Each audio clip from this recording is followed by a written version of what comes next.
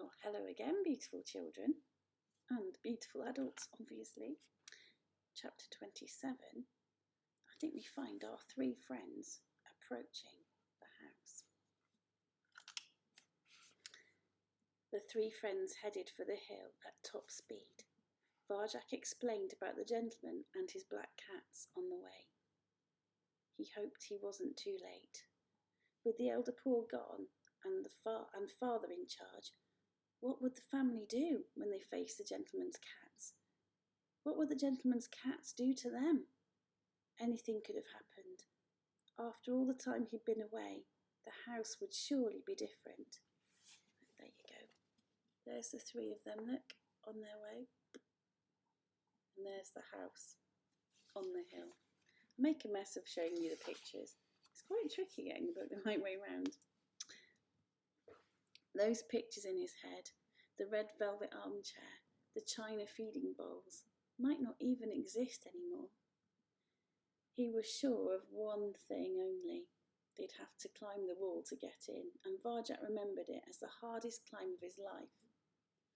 Thunder growled above the city as they reached the foot of the hill. The sky was violet with the threat of another storm. "It's up here," said Varjak, leading the way, as lightning flashed overhead. They climbed the hill as fast as they could. Rain began to fall. It came in stinging whips which lashed into Varjak's nose, his eyes, his ears. He tried to snatch a breath. Water filled his mouth, surged down his throat. He choked on it, but kept going up the hill, 1 step, 2 steps, 100, 1,000, whatever it took. The moon stared down at them, a sullen, one-eyed sentry in the sky. "Give up," it seemed to say. "Give up and go away." Soaking, straining, panting for breath, they reached the top of the hill as the sky shattered in white light. What Varjak saw there made his fur prickle. A little stone wall stood before them, half the height of any in the city. It looked old and crumbling, as if it had been neglected for a very long time. Another blast of thunder rocked the earth. Varjak shivered. Could this really be the same wall that enclosed the world he grew up in? The wall that once seemed so high and impossible to climb? Was this the place he had left? Or had everything changed while he was away? There was a door in the wall. He pushed at it. It wouldn't budge, it was locked. He circled the walls, seeking some familiar sight. A lightning flash revealed the cracks and fissures in the stone where the moss still grew. At the top of the wall he could see the gnarled upper branches of some stunted old trees. And there was that single tree which he'd fallen down the night he'd left home. Varjak touched its wet bark and smiled with relief. He recognised it now. Of course it was the same. The place would never change. It was him who had changed. "This is it," he shouted happily above the thunder. "There are trees inside. We can climb down. I'll go first. And Cludge, what's wrong?" Cludge was shaking. His eyes were cloudy with fear again. "Can't climb," he stammered. "Cludge can't climb." Varjak stared at the huge, powerful dog in disbelief. "You can't?" "Of course he can't," snapped Holly. "Everyone knows dogs can't climb. We'd be in big trouble if they could. Isn't there another way in?" "Dogs can't climb?" "No, they can't," said Holly. She frowned. "This is the only way in, isn't it? I can tell from your face." It felt like falling through the air and never landing. They were so near, but that wall, the old stone wall, stood in the way once again. "Cludge, sorry," said a small, scared voice beside him.